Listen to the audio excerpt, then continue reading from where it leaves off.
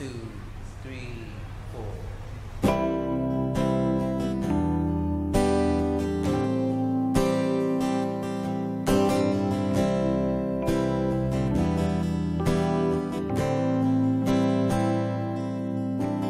Di tengah luasnya samudra, di dalam badai bergelora, Kaulah jangkar hidupku, tak sekalipun ku goyah. Firman-Mu terangi langkahku, sumber damai dalam hidupku. Ku aman di dalam-Mu, penyertaan-Mu sempurna. Sepasti mentari bersinar, begitu pun janji-Mu. Dalam segala perkara Engkau turut bekerja.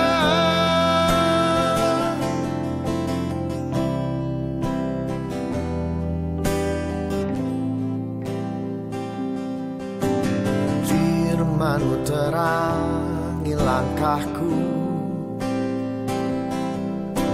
sumber damai dalam hidupku. Baik adik-adik, mari kita bersatu dalam doa sebelum mendengarkan firman Tuhan. Tuhan, terima kasih buat anugerah-Mu yang Tuhan limpahkan dalam kehidupan kami. Kesempatan ini Tuhan, kami akan mendengarkan sabda-Mu. Jadikan tanah hati kami yang subur untuk ditaburi oleh firman-Mu Tuhan. Ampuni setiap salah dan dosa kami, biarlah firman Tuhan dapat bertumbuh dalam hati kami. Terima kasih Tuhan, terima kasih Roh Kudus. Hanya Engkau Tuhan dan Juru Selamat kami. Kami berdoa dan mengucap syukur. Haleluya, amin. Shalom adik-adik, apa kabar semuanya? Tentu adik-adik di dalam penyertaan Tuhan hingga pada hari ini. Adik-adik, hari ini kita akan mendengarkan firman Tuhan tentang apa motivasimu dalam mengikuti Tuhan. Dalam pertanyaan ini yang sering kali muncul di dalam hati dan pikiran orang Kristen. Mari kita lihat Alkitab kita yang terdapat di dalam Yohanes pasal 6 ayat 2 sampai dengan 13. Namun dari ayat ini hanya beberapa ayat saja yang kakak akan ambil, yakni ayat yang kedua, ayat yang kelima, ayat yang ke-9, 10 dan 11. Saya akan membacakan untuk kita semua. Orang banyak berbondong-bondong mengikuti Dia karena mereka melihat mujizat penyembuhan yang dilakukannya terhadap orang-orang sakit. Ketika Yesus memandangnya dan dilihat bahwa orang banyak berbondong-bondong datang kepadanya, berkatalah ia kepada Filipus, "Di manakah kita akan membeli roti supaya mereka ini dapat makan?" Di sini ada seorang anak yang mempunyai 5 roti dan 2 ikan. Tetapi apakah artinya itu untuk orang banyak ini? Kata Yesus, "Suruhlah orang banyak itu duduk. Adapun tempat itu banyak rumput, maka duduklah orang banyak itu, kira-kira 5.000 laki-laki banyaknya." Lalu Yesus mengambil roti itu dan duduk di Lalu Yesus mengambil roti itu, mengucap syukur dan membagi-bagikannya kepada mereka yang duduk di situ. Demikian juga dibuatnya dengan ikan itu sebanyak yang mereka kehendaki. Jadi adik-adik, garis bawahi di ayat 2, orang banyak berbondong-bondong mengikuti dia. Orang banyak yang dimaksud adalah 5.000 orang, belum terhitung laki-laki dan perempuan. Ini adalah suatu jumlah yang sangat banyak. Jadi adik-adik, hanya 2 atau 3 orang saja kita susah atur, susah dibilangi, susah untuk diatur, apalagi 5.000 orang. Wah, itu sangat susah. Tetapi apa yang terjadi?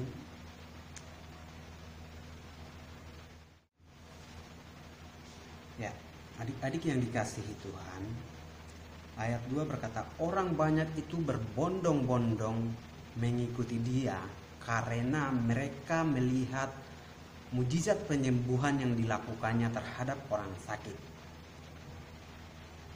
Jadi dari 5.000 orang yang mengikuti, motivasi yang mendorong mereka untuk ikut Tuhan Yesus bukan berarti mereka dengan tulus, dengan sungguh-sungguh mengikuti dia, tetapi ada mereka mengharapkan untuk mendapatkan sesuatu dari Tuhan Yesus. Yang pertama mungkin karena mereka ingin mendapatkan kesembuhan, mereka mungkin mengikuti Tuhan supaya usaha mereka atau apapun yang dilakukan mereka diberkati Tuhan. Terutama di pikiran orang Yahudi, mereka percaya bahwa Yesus yang mereka sedang mengikuti adalah Raja yang akan datang. Jadi mereka di akhir daripada cerita ini dikatakan bahwa ketika orang banyak itu melihat mujizat yang telah diadakannya, mereka berkata, dia adalah benar-benar nabi yang akan datang ke dalam dunia. Jadi mereka ingin menjadikan dia sebagai raja. Itulah motivasi inilah yang mendorong orang Yahudi, dari 5.000 orang, tidak termasuk perempuan dan laki-laki itu, ada motivasi-motivasi tertentu yang mendorong mereka untuk mengikut Yesus. Ya, hal ini tidak bisa lepas dari pikiran kita orang Kristen. Saya tidak tahu dalam pikiran adik-adik apa yang mendorong kalian untuk rajin beribadah. Saya tidak tahu apa yang mendorong memotivasi adik-adik untuk datang beribadah. Mungkin karena mereka adik-adik percaya bahwa di sekolah minggu ada teman bermain saya, atau mengikuti ibadah karena rutinitas. Gitu. Tetapi yang Tuhan mau adalah dari hati. Tuhan mau supaya kita melakukan ibadah dengan ibadah yang sungguh-sungguh dari hati. Tuhan senang kalau kita mengikuti atau memuji Tuhan dengan segenap hati, mengikuti Tuhan dengan hati yang tulus, bukan berdasarkan motivasi-motivasi yang tertentu. Makanya Tuhan berkata, kasihilah Tuhan Allahmu dengan segenap hatimu dan segenap jiwamu dan akal budimu. Yang Tuhan senang dalam pengiringan akan Tuhan adalah mengikuti dengan hati yang tulus. Ayat 9, sekian orang banyak itu mereka 5.000 orang ini. Ayat sebelumnya kita melihat di mana ada kekhawatiran yang timbul di antara murid-murid. Mereka melihat kondisi dan situasi yang ada tidak memungkinkan untuk melayani orang banyak itu. Tetapi ayat 9, di tengah-tengah mereka ada seorang anak kecil yang membawa 5 roti dan 2 ikan. Nah, ini pun masih dipertanyakan, apakah ini cukup buat 5.000 orang yang ada? Apakah ini cukup buat sekian banyak orang yang ada? Yang ada mereka tidak percaya bahwa ada Tuhan pemilik berkat di tengah-tengah mereka. Tetapi yang ada dalam pikiran mereka adalah khawatir, dan mereka memang mengalami susah, merasa bahwa tempat itu tidak ada sesuatu. Tetapi mari kita lihat, tempat dan kondisi atau situasi tidak membatasi kuasa Tuhan untuk melakukan mujizat bagi kita adik-adik. Yang Tuhan mau dalam kehidupan kita adalah kita benar-benar sungguh-sungguh untuk mengikuti Tuhan. Mengikuti Tuhan dengan hati yang tulus, bukan berdasarkan pada motivasi-motivasi tertentu yang mendorong kita dalam pengiringan kita akan Tuhan. Ya. Kata Yesus, suruhlah orang-orang itu duduk. Adapun tempat itu rumput, maka duduklah orang-orang itu, kira-kira 5.000 laki-laki banyaknya.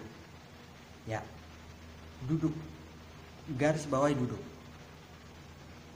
Adik-adik berpikir 12 orang murid bisa gak ngatur 5.000 orang yang ada? Ini hal yang tidak mungkin dan tidak masuk akal. Tetapi pemimpin yang benar akan ditaat, akan diikuti oleh pengikut-pengikutnya. Kakak percaya bahwa kita akan jadi pemimpin. Kita akan menjadi memimpin banyak orang. Dalam hal ini kita harus memiliki integritas atau memiliki sikap hati yang benar, hati yang tulus di dalam pelayanan kita. Ya. Garis bawahi ayat 11. Coba kita baca ayat 11. Lalu Yesus mengambil roti itu, mengucap syukur dan membagi-bagikannya kepada mereka. Kalau dalam Yohanes itu, dalam Lukas itu berkata bahwa lalu Yesus mengambil roti dan menghadap ke langit, lalu ia mengucap syukur. Adik-adik, kakak mau berkata bahwa semua berkat yang kita peroleh datang daripada Tuhan. Ingat, apapun berkat yang kita alami, baik itu berkat kecil besar, semuanya kita harus mengucap syukur. Karena Tuhan mengajarkan kita untuk mengucap. Kunci untuk kita mengalami kebaikan Tuhan dalam kehidupan kita adalah mengucap syukur. Jangan pernah merasa hidup kita tidak boleh diwarnai dengan tidak ada ucapan syukur dalam kehidupan kita. Jangan pernah ada berkat yang besar baru mengucap syukur. Apapun hal kecil itu kita harus mengucap syukur kepada Tuhan. Karena semua kehidupan, seluruh kehidupan hanya. Jadi adik-adik, Tuhan Yesus mengajarkan kita untuk selalu mengucap syukur. Meskipun murid-murid menghadapi sekian banyak orang, tetapi mereka tidak pusing. Mereka taat dan tunduk untuk mendengarkan perintah Tuhan Yesus dan melaksanakan apa yang dikatakan Tuhan Yesus. Sehingga dari 5 ikan dan 2 roti ini bisa mencukupi sekian ribu orang. Kita pakai logika saja, 5.000 laki-laki dikali dengan 2 anak atau 3 anak atau 1 istri, dijumlahkan saja itu sudah di atas 5.000, 2 kali lipat. Tetapi murid-murid Tuhan, mereka bisa atur semuanya, memerintahkan sekian ribu orang. Mereka duduk dengan rapi sehingga bisa makanan itu bisa dibagikan semua, sehingga dapat semua makanan itu dapat kenyang. Dari hal ini kita belajar bahwa kita akan jadi pemimpin. Kita belajar untuk tunduk dan taat kepada otoritas kita atau atasan kita. Kita harus mendengarkan dan kita harus melakukan apa perintah yang disampaikan. Jadi adik-adik, dari anak kecil ini kita menarik satu poin. Anak kecil ini dia membawa 5 roti dan 2 ikan. Anak ini dia memberikan apa yang dia punya, yang ada di dalam, yang dia miliki. Dia memberikan seluruhnya. Nah, Kalau dia berikan seluruhnya untuk 5.000 orang, mungkin hal ini tidak masuk akal juga.